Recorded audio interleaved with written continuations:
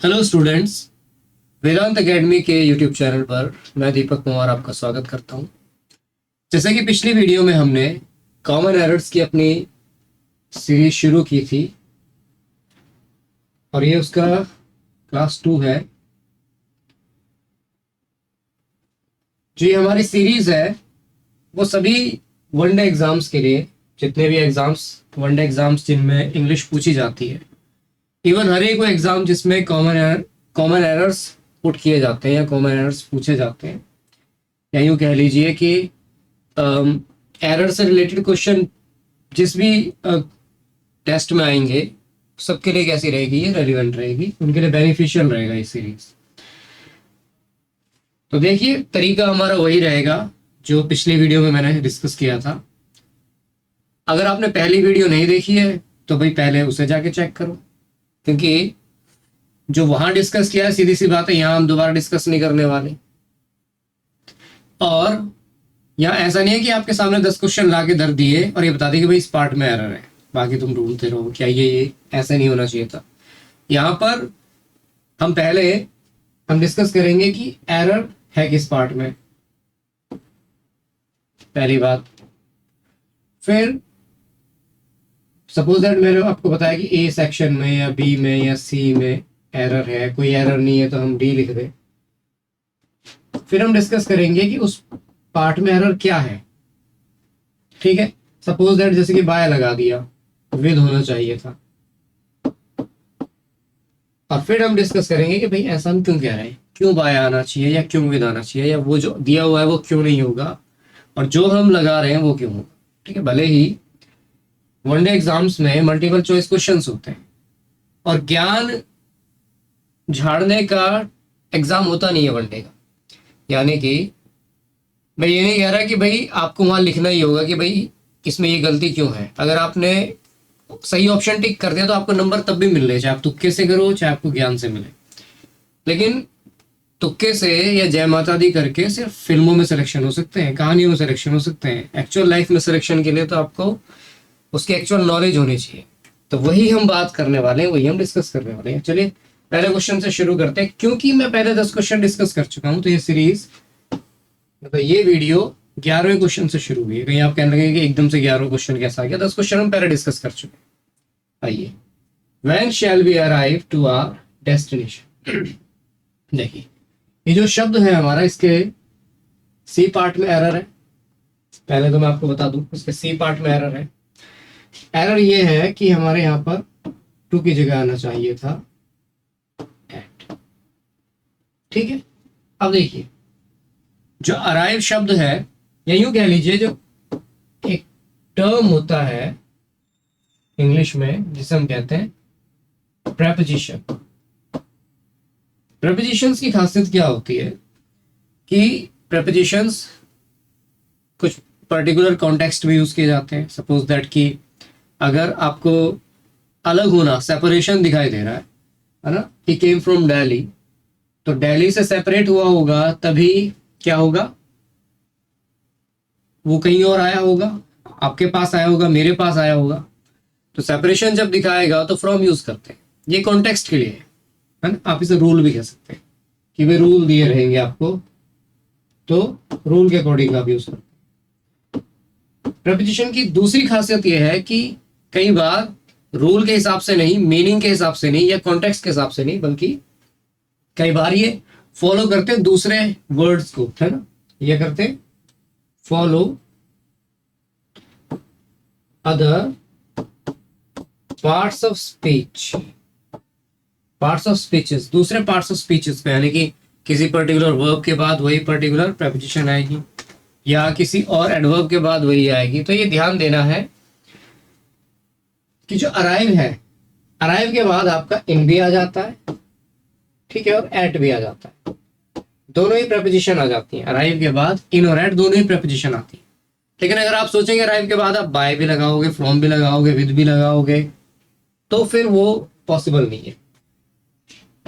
अब एट और इन के अलावा कोई भी प्रेपोजिशन आप अराइव के बाद लगा नहीं सकते। देखिए यहाँ, अब आप कहेंगे यहाँ पे भाई आपने एट ही क्यों लगाया, इन क्यों नहीं लगाया, वो भी मैं बता देता हूँ कि इन कब आएगा और एट कब आएगा। देखिए, अराइव का मतलब क्या होता है, पहुंचना। आपने कोई सफर तय किया या आप कहीं जा रहे हैं, जब आप वहां पहुंच जाएंगे तभी तो कहोगे कि अराइव। सपोज दैट कि वो भाई जब आप कहीं पहुंचेंगे तो that should be a place, that should be a place, कोई जगह होनी चाहिए, वो कोई जगह होगी वहीं तो पहुंचोगे, है ना। अच्छा, दूसरी बात, that place could be small और लार्ज इन साइज। साइज में इट कुड बी स्मॉल और लार्ज, छोटा बड़ा हो सकता है। तो अगर वो स्मॉल सॉरी अगर वो लार्ज है, वो जगह बड़ी है, तो आप क्या लगाएंगे? इन।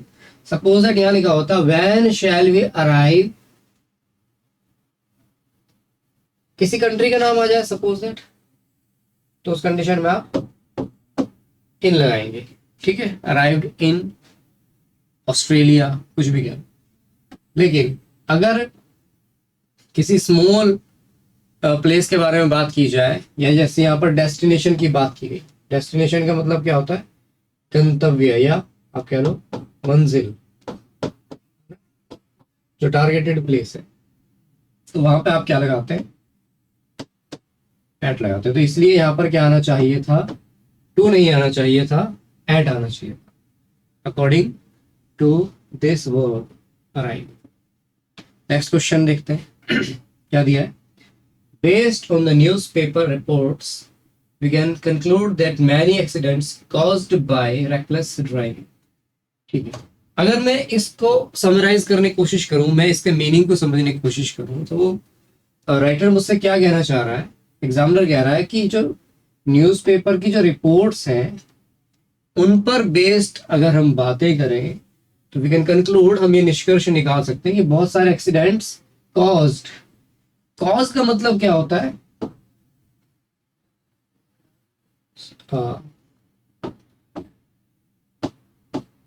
सॉरी, कॉज का मतलब होता है, जो वर्ब है आपकी कॉज, इसका मतलब होता है कारण होना।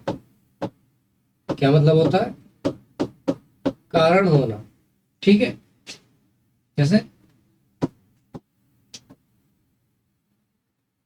he caused this, है ना, कुछ भी लिख दिया, उसके कारण ये हुआ। तो कॉज का मतलब होता है कारण होना। तो मैनी एक्सीडेंट्स कॉज, वो कारण होते हैं किसका? By reckless driving. तो ये आपको अपने आप सेंस लग रहा होगा कि जो ये एक्सीडेंट अगर सब्जेक्ट होता तब कॉज को मेन वर्ब की तरह हम यूज लेते, लेकिन वो ये कहना चाह रहा है जो रेकलेस ड्राइविंग होती है, लापरवाही से की गई जो ड्राइविंग होती है, उसके कारण ये होते हैं। उसकी पहचान एक और शब्द मुझे यहाँ पे करा रहा है, बाय, है ना। बाय मुझे क्या बता रहा है कि ये पैसिव वॉइस है। कौन सी वॉइस है? पैसिव वॉइस है। जब वर्ब से पहले आने वाला नाउन खुद सब्जेक्ट ना हो बल्कि ऑब्जेक्ट हो, क्योंकि कारण है इस चीज का, ये कारण है रेकलेस ड्राइविंग, तो ये सब्जेक्ट है, ठीक है। तो पैसिव वॉइस का स्ट्रक्चर क्या होता है कि आप ये जो ऑब्जेक्ट आपको दिया हुआ है इसके बाद आप क्या लगाएंगे? Verb B. और अगर मैं इसके हिसाब से निकालूं तो वी कैन, कैन मुझे क्या बता रहा है कि ये प्रेजेंट टेंस है, और एक्सीडेंट प्लूरल है, तो इज एम आर में से यहाँ क्या आ जाएगा? आर, ठीक है। प्लूरल के साथ आर आ जाएगा तो क्या हो जाएगा? Many accidents are caused by reckless driving. Clear है भाई? ये अगर पैसिव वॉइस है तो पैसिव वॉइस की खासियत क्या है कि उसकी हेल्पिंग वर्ब में पहले तो बी आएगा, फिर उसके अलावा जो भी शब्द आ रहा है, जैसे कि यहाँ पर केवल बी के साथ वर्ब की थर्ड फॉर्म आ रही, तो वर्ब की थर्ड फॉर्म तो मुझे दिख रही है, कॉज की थर्ड फॉर्म कॉज्ड, बी नहीं था तो वो लगाना यहाँ पे जरूरी है। नेक्स्ट क्वेश्चन देखते हैं। Females are not appointed in our colleges. ये सेंटेंस आपका ठीक है, क्योंकि किसी इंस्टीट्यूशन में अगर आपको अपॉइंट किया गया है तो उसके साथ आप इन लगाते हैं, ठीक है। इंस्टीट्यूशन में अपॉइंट करने के लिए आप क्या लगाते हैं? इन। तो appointed in this institution, institution कह लो या ऑर्गेनाइजेशन कह लो, सेम ही मीनिंग है। जरूरी नहीं है कि भाई वो कॉलेज में अपॉइंट हुई हो, वो किसी कंपनी में अपॉइंट हुई है तो भी क्या रहेगा? इन ही आएगा। तो ये ठीक है, इसमें कोई एरर नहीं है। नेक्स्ट क्वेश्चन देखते हैं। द ऑफिसर इज एंग्री और देखिए ये जो शब्द है एंग्री, अगर इसके बाद आपको प्रपोजिशन लगाना तो हमेशा क्या रहेगा, विद रहेगा। जैसे मैं शुरू में ही डिस्कस कर चुका, बार बार में मुझे बताने की जरूरत नहीं होनी चाहिए कि प्रेपोजिशंस क्या होती है, किसी शब्द को भी फॉलो कर रही होती है ना। तो this term angry is always followed by this preposition with. Angry के बाद हमेशा विद आएगा, और यहां लगा रखा ऑन। अब ये ऑन क्यों लगा दिया हमने, कि भाई वो मुझ पर नाराज है, मुझ पर गुस्सा है, तो हम सोचते हैं कि पर के लिए तो ऑन आता है। कुछ हो सकता है कुछ समझदार लोग अपॉन भी लगा दें, ठीक है, लेकिन हमेशा ध्यान रखना कि ऑन अपॉन का खेल नहीं है ये। एंग्री का मतलब किसी के ऊपर थोड़ी तरह है।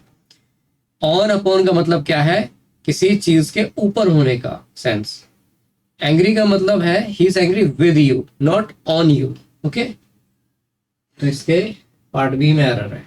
Now next question is no sooner I had spoken than he left. देखिए नो सूनर का मतलब होता है जैसे ही। इंग्लिश में जैसे ही के सेंस में हम क्या यूज करते हैं, नो सूनर।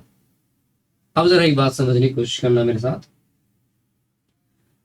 नो सूनर के लिए मतलब इसी सेंस में, जैसे ही के सेंस में, क्योंकि जैसे ही आई हैड स्पोकन, जो कुछ भी जैसे ही मैं बोला, देन ही लेफ्ट, मतलब जैसे ही मैंने बोलना शुरू किया या मैं बोला, ही लेफ्ट यानी कि वो निकल गया, वो चला गया। तो उसे आपकी बात समझ नहीं आई जो कुछ भी है। लेकिन इस मीनिंग के लिए एक तो आप यूज करते हैं, इस सेंस के लिए एक तो नो सूनर यूज करते हैं, और एक यूज करते हैं आप एज सून एज, इसी सेम सेंस के लिए, ठीक है। और इन दोनों की ही खासियत क्या है कि अगर ये सेंटेंस में सबसे पहले आ रहे हैं, ध्यान देना इस रूल के लिए, बहुत इंपॉर्टेंट रूल है। बहुत ज्यादा आपको एसएससी बहुत ज्यादा पूछती हुई दिखेगी, एग्जाम्स में बहुत ज्यादा पूछा जाता है, और अक्सर हम इसमें गलती कर देते हैं। तो ध्यान देना है कि अगर ये सेंटेंस के शुरुआत में आए हैं तो हमेशा अपने बाद हेल्पिंग वर्ब लेते हैं। अपने बाद हमेशा क्या लेंगे, हेल्पिंग वर्ब लेंगे। और नो सूनर के बाद यहाँ क्या दे दिया, आई, यानी कि सब्जेक्ट। हेल्पिंग वर्ब यहाँ पे आनी चाहिए थी, तो यानी कि इसे क्या होना चाहिए था, no sooner had I spoken then he left. ठीक है, बस फर्क क्या है, फर्क ये है कि नो सूनर के बाद आप क्या लगा रहे, देन लगा रहे। और इस देन को भी ध्यान से देखना है कि THEN है, THEN नहीं है। THEN लगा दिया तो भी गलत है। एग्जामिनर बहुत तेज होता है, उसे मालूम है कि अगर आपने याद कर रखा है कि नो सूनर के बाद देन आता है तो वो आपको कहाँ कंफ्यूज कर देगा, THEN। और कुछ हमारे भाई इतने समझदार होते हैं कि उन्हें सिर्फ ये याद रहता है कि देन आएगा नो सूनर के बाद, ये याद नहीं रखते कि विच देन, है ना, THEN वाला देन या THAN वाला देन। इस कंडीशन में जब ये देन आया है तो ये देन खुद एक प्रपोजिशन है। देन प्रपोजिशन और एडवर्ब दोनों ही तरह से यूज हो सकता है, लेकिन ये देन जो है एडवर्ब ही होता है, तो यहाँ पर ये प्रपोजिशन है, ध्यान देना है।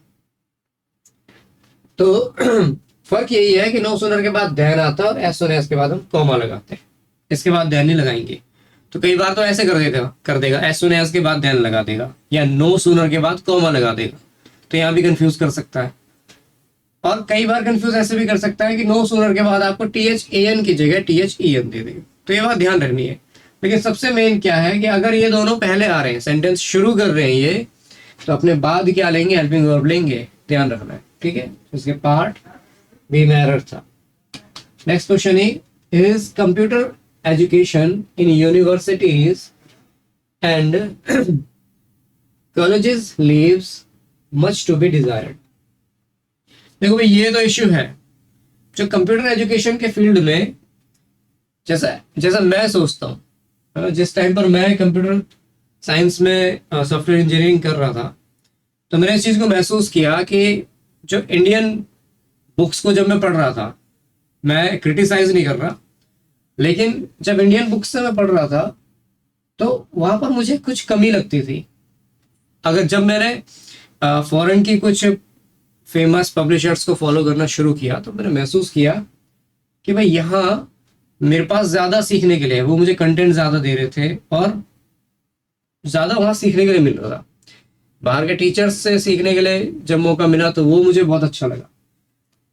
ये एक कमी है वाकई में हमारे यहाँ कि कंप्यूटर एजुकेशन जो यूनिवर्सिटीज में दी जा रही है और कॉलेजेस में दी जा रही है, नॉट इवन मैं ये कहूंगा कि अच्छे से अच्छा कॉलेजेस भी इस परेशानी से बचा हुआ नहीं है। तो वो क्या कह रहा है कि बहुत कुछ ऐसा है दैट इज डिजायर्ड, है ना। मुझे लगा कि जब मैं सीखना शुरू करूंगा तो मैं ये कर लूंगा वो कर लूंगा, जब एक साल बीत गया पता चला कि अभी भी कुछ नहीं कर पा रहे। लेकिन यहाँ पे अब उस दुखड़े को रोने का टाइम नहीं है, यहाँ पर हम असली सेंस पे आते हैं। देखो, कंप्यूटर एजुकेशन जो यूनिवर्सिटीज में या कॉलेजेस में दी जा रही है वो छोड़ देती है मच मच का मतलब बहुत ज्यादा। अब यहाँ पे टेक्निकल प्रॉब्लम है, एरर जो है बहुत टेक्निकल है। आप मुझे एक बात बताइए कि मच का मतलब अगर बहुत ज्यादा वो छोड़ दे रहे हैं, बहुत ज्यादा छोड़ दे रहे हैं, तो इसका मतलब वो बहुत कम पढ़ा रहे हैं। और ऐसा नहीं है कि हमारे देश में कुछ पढ़ाया ही नहीं जाता। भाई सुंदर पिचाई अगर गूगल के सीईओ बन के बैठे हैं तो यहीं से तो सीख के गए, आईआईटी से सीख के गए हूँ, कहीं से भी सीख के गए हूँ, वहां तक पहुंचे तो यहीं से सीख के गए। मच का मतलब तो ये हो गया कि भैया आप पढ़ा बहुत कम रहे, डिजायर्ड इज मच, यानी बहुत ज्यादा डिजायर्ड है। दरअसल यहाँ पे आना चाहिए, सटीक शब्द यहाँ पर होगा मोर, यानी कि यूनिवर्सिटीज में जो पढ़ाया है there is more to be desired. Much का मतलब तो बहुत ही ज्यादा हो गया, मोर का मतलब कि और थोड़ा है, वो भी हो जाएगा तो कैसा हो जाएगा, बढ़िया हो जाएगा। तो मच नहीं आना चाहिए था, यहाँ पर मोर आना चाहिए था। तो इसके पार्ट सी में एरर है ना, समझ में आया। मच का मतलब हो गया बहुत ज्यादा और मोर का मतलब हो गया और ज्यादा, ठीक है। You will be prosecuted for bringing seeds into Australia. देखो, जो एक शब्द होता है इनटू और एक शब्द होता है इन, दोनों के यूज में बहुत माइन्यूट सा डिफरेंस है, क्योंकि मीनिंग दोनों का क्या है, सेम। दोनों का मीनिंग क्या है, हिंदी में तो हम इसे इस सेंस में यूज करते हैं, ये भी इसी सेंस में। और ओवरऑल अगर मैं कहूं तो मे का मतलब क्या, अंदर, है ना, किसी भी चीज के अंदर, कमरे के अंदर, बॉक्स के अंदर, कुएं के अंदर। ये किसके अंदर कह रहा है, ऑस्ट्रेलिया के अंदर, ठीक है। लेकिन सपोज दैट मेरे पास ये एक बॉक्स है, ठीक है, और यहां पर मैंने क्या रखा, सपोज दैट शादी का प्रोग्राम चल रहा है, डब्बों में मिठाइयां भरी जा रही है, लड्डू डाल रहे हैं। तो एक लड्डू ये रखा हुआ, तो इसे पीला ही कर देता हूं मैं, लड्डू लग रहा है, ठीक है। अब ये लड्डू यहां रखा हुआ है और एक लड्डू ये आपका हाथ है, ठीक है, मैं हाथ नहीं बना रहा, यहां से आ रहा, ऊपर से अपने आप नहीं आ रहा, आप इसे डाल रहे हैं इसमें। तो ये जो है ये रुका हुआ है ना, ये स्टैटिक है।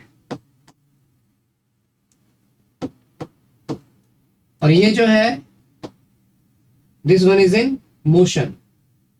मोशन का मतलब ये गति में है, ये चल रहा है। तो जो अंदर है, रुका हुआ है, उसके लिए हम क्या यूज करते हैं, इन। और जो मोशन में है उसके लिए हम क्या यूज करते हैं, इनटू, ठीक है। सपोज दैट क्लास में स्टूडेंट्स है तो they are in the class, लेकिन suddenly the teacher entered in the class नहीं होगा, इनटू द क्लास होगा, क्योंकि वहां पर आपको मोशन दिखाई दे रहा है ना। जब एंटर करेंगे तो बाहर से अंदर की तरफ दिखाई देगा मोशन। तो ये मोशन कैसा रहता है, बाहर से अंदर की तरफ।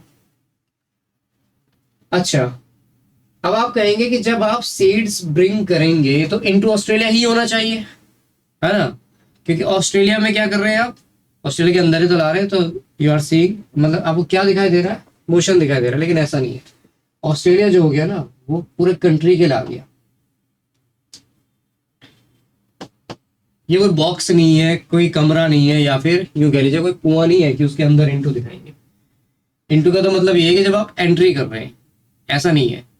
आप मान लीजिए कि एयरपोर्ट पे आप नहीं पकड़े गए सीड्स लाने के लिए, कहीं से बीज आप लाए, वहां नहीं पकड़े गए, आप पकड़े गए 2 हफ्ते बाद, तब भी आप क्या कहेंगे, into, you are bringing seeds into Australia. नहीं, यहां पे या तो आप लिखोगे इन या लिखोगे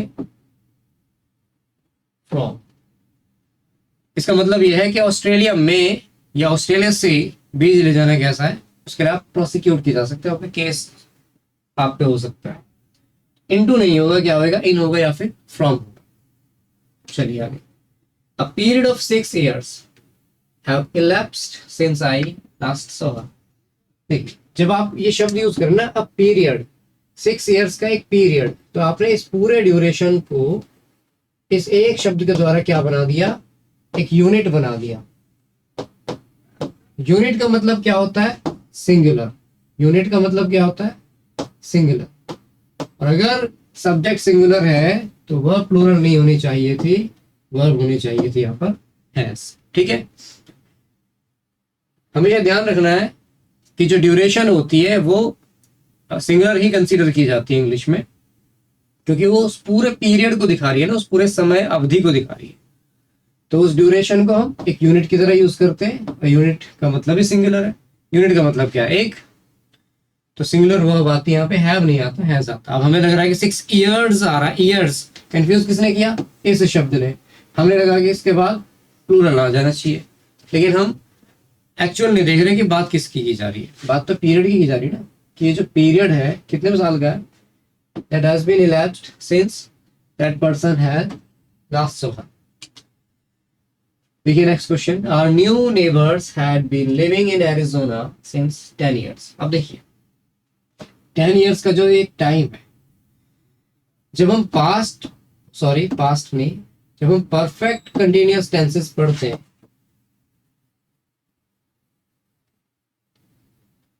परफेक्ट कंटिन्यूअस टेंस पढ़ते हैं, तो वहां हम पढ़ते हैं कि ये कॉन्टिन्यूअस टेंस ही है, यानी एनजी फॉर्म होगी, यानी कि कोई काम प्रोग्रेसिव होगा, कोई काम चल रहा होगा। जैसे कि ये जो नेबर्स है वो कब से एरिजोना में रह रहे हैं, 10 सालों से रह रहे हैं, स्टिल वो रह रहे हैं, है ना। तो काम तो चल रहा है भी रहने का, यानी कंटिन्यूअस है। लेकिन परफेक्ट वो तब हो जाता है जब आपको उसमें कुछ टाइम भी दिया जाता है, क्योंकि आपको पता चल रहा होता है कि 10 साल से रह रहे हैं, तो इतना काम तो उन्होंने पूरा कर लिया ना। तो अगर टाइम दिया रहेगा तो वो दो तरह का होता है, एक तो होता है पॉइंट ऑफ टाइम, एक होता है पॉइंट ऑफ टाइम, सॉरी, और एक होता है period of time.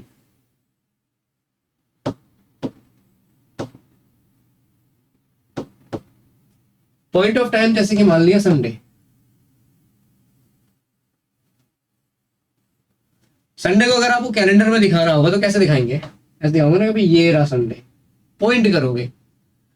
Period of time क्या होता है, आपको एक पॉइंट से दूसरे पॉइंट तक का ये दिखाना पड़ता है कि भाई ये है, ड्यूरेशन है ना। Suppose that Sunday to Friday की बात हो रही, तो आप एक पॉइंट से दूसरे पॉइंट के बीच का ड्यूरेशन देख रहे हैं, उसे कहते हैं पीरियड ऑफ टाइम। तो पॉइंट ऑफ टाइम अगर आपको दिया है तो आप यूज करते हैं सिंस। क्या यूज करते हैं, सिंस। और अगर पीरियड ऑफ टाइम दिया है तो आप यूज करते हैं फॉर। 10 years का एक पीरियड होता है, और इससे पहले क्या लगा रखा, सिंस, जबकि क्या होना चाहिए यहाँ पर, तो ये एरर है, पार्ट 3 में। नाउ नेक्स्ट और लास्ट क्वेश्चन पे देखते हैं क्या है। The patient was accompanied, okay, accompanied जो ये वर्ब है, इसके बाद क्या आएगा, by. The patient was accompanied by his friend. ठीक है, विद नहीं आएगा, बाय आएगा। ध्यान रखना है कि अकम्पनीड जो ये वर्ब है, ये किस प्रपोजिशन द्वारा फॉलो की जाती है, बाय द्वारा। ठीक है, तो आज की क्लास में इतना ही था। आई होप कि आपको सभी क्वेश्चन ना केवल समझ में आए होंगे बल्कि कॉन्सेप्ट भी आपने समझे होंगे। इनकेस अगर आपको ऐसा लग रहा है कि कुछ प्रॉब्लम है तो मैं वीडियो को दोबारा देख लो। ठीक है, वीडियो की यही तो खासियत है, डिजिटल क्लास जब हो गई है, ऑनलाइन क्लासेस का यही तो सबसे ज्यादा आपको फायदा है, बेनिफिट है कि आप वीडियो को दोबारा देख सकते हो, सेशन को दोबारा से वॉच कर सकते हो, ताकि आप समझ सको कि भाई कहाँ क्या गया था। सपोज दैट जैसे बुक में कोई कॉन्सेप्ट समझ नहीं आया, आप क्या करते हो, उसी लाइन को बार बार पढ़ने की कोशिश करते हो ना, ताकि आप समझ सकोगे भाई वहां पे वो कहना क्या चाह रहा है राइटर एग्जैक्टली।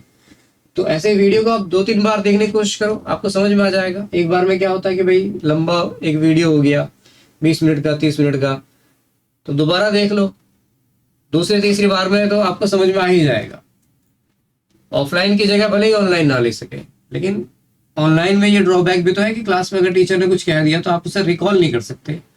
कई बार क्या होता है, नोटबुक में पढ़ रहे हैं, 6 महीने पहले नोट्स बनाए थे, भाई साहब पढ़ रहे हैं, ऐसा लग रहा है कि पड़ोसी के नोट्स उठा रहा है, खुद को ही याद नहीं आ रहा है कि क्या लिखा था मैंने उस टाइम पे, क्या बताया था। तो ये ड्रॉबैक भी है। अगर हम रिवाइज कर रहे हैं तो हमें ऐसा लगेगा हाँ कल ही पढ़ाया था। वीडियो में ये खासियत है कि भाई आप कितनी बार से रिकॉल कर सकते हो।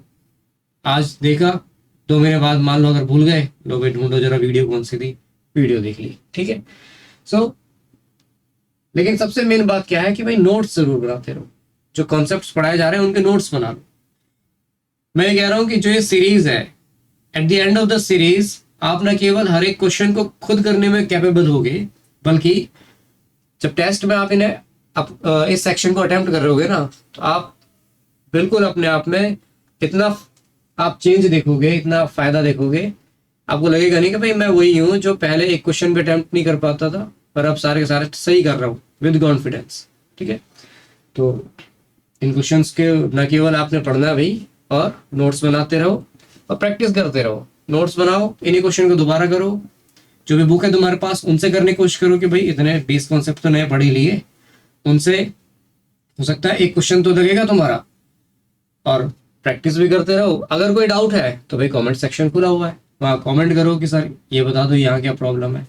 जितनी जल्दी हो सकेगा हम डाउट सेशन भी लेना शुरू कर देंगे। सो आज के लिए इतना ही है, धन्यवाद।